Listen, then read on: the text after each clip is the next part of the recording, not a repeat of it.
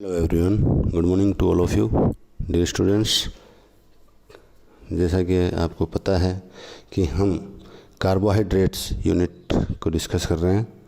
कल के वीडियो में हमने बात की थी कि ग्लूकोज के विवृत या ओपन चेन स्ट्रक्चर को क्यों रद्द किया गया और क्यों आवश्यकता महसूस की गई कि इसकी विवृत श्रृंखला संरचना के साथ साथ कोई चक्रीय संरचना भी हो सकती है।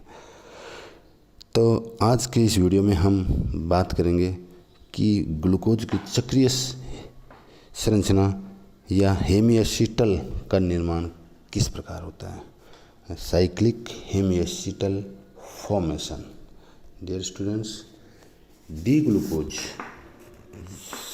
जो पॉलीहाइड्रोक्सी एल्डिहाइड है, एक ही अणु में दोनों CHO और OH समूह होने के कारण intra molecular nucleophilic addition reaction यहाँ पे संपन्न होती है।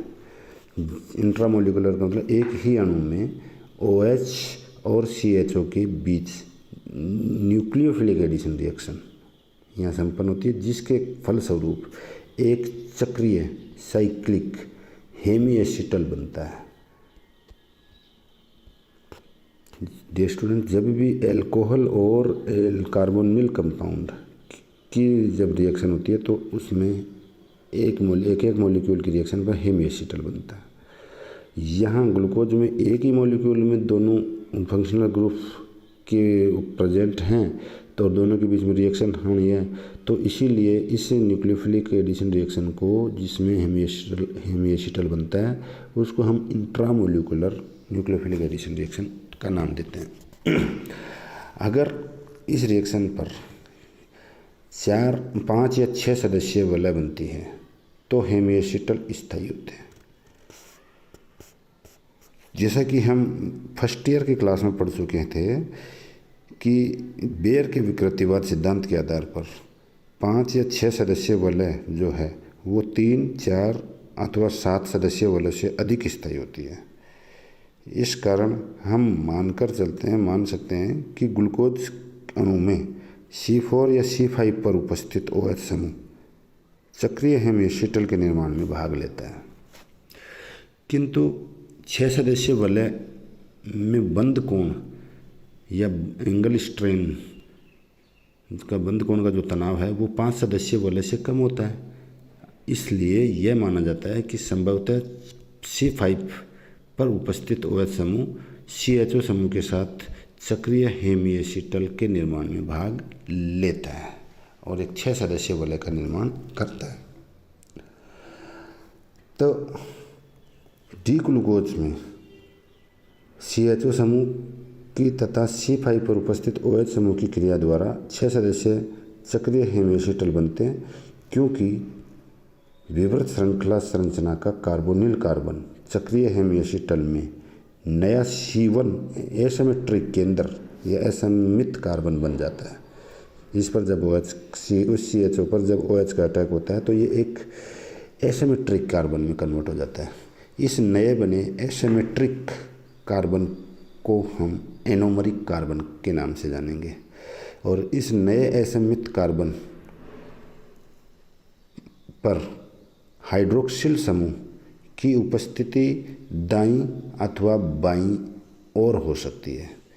डियर स्टूडेंट, ये बहुत ही इम्पोर्टेंट बात है कि डी ग्लूकोज की ओपन चेन स्ट्रक्चर में इस कार्बन नंबर 1 पर जब OH अटैक करता है तो यह एक नया एसिमेट्रिक या असममित कार्बन के रूप में कन्वर्ट हो जाता है। इस नए बने कार्बन असममित केंद्र को एनोमरिक कार्बन कहते हैं, और इस एनोमरिक कार्बन पर OH समूह दाईं तरफ भी हो सकता है, बाईं तरफ भी हो सकता है। इस आधार पर ग्लूकोज के 2 फॉर्म्स या 2 रूप होते हैं। यदि OH समूह दाईं ओर है, राइट हैंड की साइड में OH है, तो इस ग्लूकोज को, इस चक्रीय ग्लूकोज को हम अल्फा डी ग्लूकोज के नाम से जानेंगे। Alpha D glucose. इसी प्रकार यदि OH समूह लेफ्ट साइड या बाईं साइड में है तो ग्लूकोज का ये हेमिएसिटल या चक्रीय रूप बीटा डी ग्लूकोज होगा। यहाँ हम अल्फा डी ग्लूकोज की स्ट्रक्चर देख सकते हैं। इसमें अल्फा डी ग्लूकोज में OH समूह नया असमित कार्बन पर दाईं ओर है। इसी प्रकार यदि नए असमित कार्बन नंबर 1 या एनोमरिक कार्बन पर OH समूह बाईं ओर है तो ये बीटा डी ग्लूकोज कहलाएगा। Beta D glucose alpha D glucose से अधिक स्टेबल होने की वजह से इसका रेशियो इक्विलिब्रियम में 64% होता है, जबकि विवृत श्रृंखला संरचना का रेशियो 0.02% होता है और अल्फा डी ग्लूकोज का सक्रिय रूप 36% के रूप में इक्विलिब्रियम में उपस्थित होता है।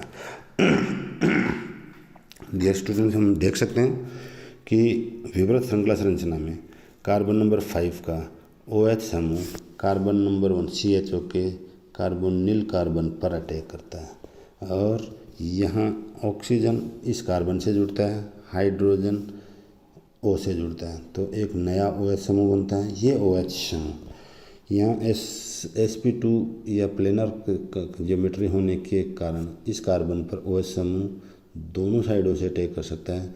लेफ्ट साइड में OH हो सकता है या राइट साइड में भी OH हो सकता है। इस आधार पर ग्लूकोज के सक्रिय रूप 2 टाइप के होते हैं, अल्फा डी ग्लूकोज और beta D glucose.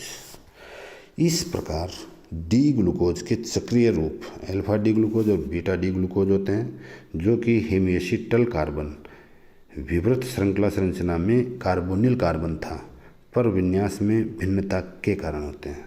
Alpha D glucose व बीटा डी ग्लूकोज दोनों सक्रिय हेमिएसिटल रूप हैं। OH समूह की बाईं और दाईं ओर उपस्थिति के आधार पर ये दोनों रूप हैं। इन दोनों को अल्फा डी ग्लूकोज व बीटा डी ग्लूकोज दोनों को परस्पर एनोमर कहते हैं और हेमिएसिटल कार्बन एक जो विवृत श्रृंखला संरचना में कार्बोनिल कार्बन था उस कार्बन को हम एनोमरिक कार्बन कहते हैं। जलीय संरचना में सक्रिय हेमिएसिटल अल्फा डी ग्लूकोज या बीटा डी ग्लूकोज 2 रूप में हो सकता है।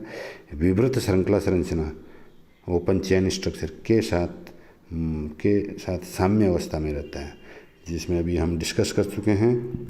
इस साम्य में 36% अल्फा डी ग्लूकोज होता है, 64% बीटा डी ग्लूकोज होता है और 0.20% विवृत श्रृंखला संरचना होती है। बीटा डी ग्लूकोज का अधिक रेशियो में उपस्थिति का कारण यह है कि इसकी स्टेबिलिटी अल्फा डी ग्लूकोज से अधिक होती है। अब अगर हम बात करें कि वलय का आकार निर्धारण की डिटर्मिनेशन ऑफ रिंग साइज, तो जैसा कि हम अभी बात बता चुके हैं कि वेयर के विकृतिवाद सिद्धांत के अनुसार 3, 5 और 6 मेंबर्ड रिंग ज़्यादा स्टेबल होती हैं और 6 मेंबर्ड रिंग में एंगल स्ट्रेन कम होने से ये 5 मेंबर्ड से भी अधिक स्टेबल होती है। इस आधार पर ग्लूकोज की चक्रीय संरचना 6 सदस्यीय वलय के रूप में होती है या 5 सदस्यीय वलय के रूप में होती है। 6 सदस्यीय वलय की संरचना पाइरेन से मिलने के कारण इसको पाइरेनोज कहते हैं, जिसमें पाइरेन में 1 ऑक्सीजन और 5 कार्बन परमाणु होते हैं।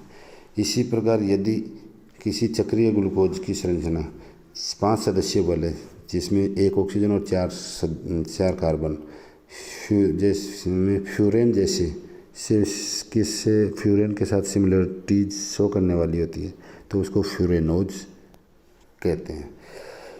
इस प्रकार अल्फा डी ग्लूकोज को अल्फा डी ग्लूकोपाइरेनोज व बीटा डी ग्लूकोज को बीटा डी ग्लूकोपाइरेनोज के नाम से जानते हैं। ग्लूकोज की चक्रीय संरचना में ये पाइरेनोज संरचना के एक्सपेरिमेंटल एविडेंस की अगर हम बात करें तो एक्सपेरिमेंटल प्रायोगिक प्रमाण की अगर हम बात करें तो मोनोसैकेराइड अधिकांशतः पाइरेनोज या फ्यूरेनोज रूपों में ही होते हैं।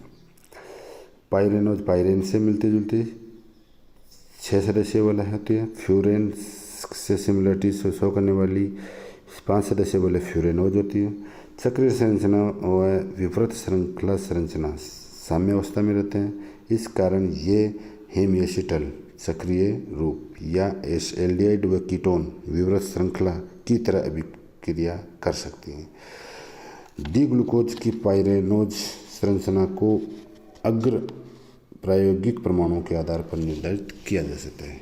डी ग्लूकोज की पाइरेनोज या 6 सदस्यीय वलय जैसी संरचना का प्रायोगिक प्रमाण के रूप में पहला प्रमाण हम मेथिलीकरण मेथड को ले सकते हैं, मेथाइलेशन मेथड। जब ग्लूकोज की मेथिल आयोडाइड व सिल्वर ऑक्साइड के साथ क्रिया करवाते हैं तो डियर स्टूडेंट्स पेंटामेथिल व्युत्पन्न बनता है। पेंटामेथिल व्युत्पन्न में पांचों मिथॉक्सी या OCH3 समूह समान नहीं होते हैं। एनोमरिक कार्बन जो कार्बन नंबर 1 था सक्रिय रूप में, एनोमरिक कार्बन पर उपस्थित मिथॉक्सी समूह अन्य 4 मिथॉक्सी समूह से अलग होता है, क्योंकि यह समूह ग्लाइकोसाइडिक बंध का एक हिस्सा होता है। यह इससे सिद्ध किया जा सकता है कि तनु HCl के साथ पेंटामेथिल व्युत्पन्न अपघटित होकर टेट्रामेथिल व्युत्पन्न ही बनाता है, जो कि विवृत श्रृंखला संरचना के साथ साम्य अवस्था में रहता है। अतः C1 पर उपस्थित OCH3 या मेथॉक्सी समूह जल्द से जल्द अपघटित हो जाता है, जबकि अन्य मेथॉक्सी समूह सामान्य परिस्थितियों में जल अपघटित नहीं होते हैं। इनके जल अपघटन के लिए प्रबल परिस्थितियों की आवश्यकता होती है। डियर स्टूडेंट्स, इस प्रकार डी ग्लूकोज के टेट्राओमेथिल व्युत्पन्न की विवृत संरचना में 4 मेथॉक्सी समूह, CHO समूह तथा CHOH द्वितीयक एल्कोहली समूह होते हैं। अतः कार्बन नंबर 5 द्वितीयक एल्कोहली समूह होता है, जो कि हेमिएसिटल के निर्माण में भाग लेता है और एक 6 सदस्यीय वलय पाइरेन से सिमिलरिटी शो करने वाली वलय बनती है, जिसे पाइरेनोज संरचना के नाम से जानते हैं। इसी प्रकार एक प्रमाण के रूप में डियर स्टूडेंट्स हम पीरियोडिक एसिड क्लीवेज मेथड का भी ले सकते हैं। पर आयोडिक एसिड विदलन विधि का प्रायोगिक प्रमाण भी ये सिद्ध करता है कि ग्लूकोज की चक्रीय संरचना 6 सदस्यीय वलय के रूप में होती है। यह विधि भी मोनोसेकेराइड में वलय के आकार का निर्धारण करने में प्रयुक्त की जाती है। पर आयोडिक अम्ल मेथिल डी ग्लूकोसाइड का ऑक्सीकरण करके निम्न उत्पाद देता है। डियर स्टूडेंट्स, यहाँ हम देख सकते हैं कि ये ग्लूकोज की चक्रीय संरचना है, जो पर आयोडिक HiO4 के साथ रिएक्शन पर मतलब ऑक्सीकरण पर विदलन के कारण फर्दर रिएक्शन के पर डी ग्लिसरैल्डिहाइड का एक मॉलिक्यूल मेथिल एल्कोहल और एक मॉलिक्यूल ग्लाइकोक्सल का फाइनल प्रोडक्ट्स के रूप में देती है। इस प्रकार C5 पर उपस्थित OH समूह सक्रिय हेमिएसिटल निर्माण में भाग लेता है। अतः प्रायोगिक प्रमाण ग्लूकोज में 6 सदस्यीय पाइरेनोज वलय की उपस्थिति की पुष्टि करते हैं। डियर स्टूडेंट्स, अगले टर्न पर हम ग्लूकोज के हावर्थ प्रोजेक्शन फार्मूलाज की बात करेंगे। डी ग्लूकोज की चक्रीय हेमिएसिटल संरचना हावर्थ प्रेक्षण सूत्र के द्वारा प्रदर्शित की जा सकती है। विवृत संरचना से हावर्थ प्रेक्षण सूत्र किस प्रकार बनाते हैं, क्या इसके हावर्थ प्रेक्षण सूत्र होते हैं, इनकी बात हम नेक्स्ट वीडियो में करेंगे।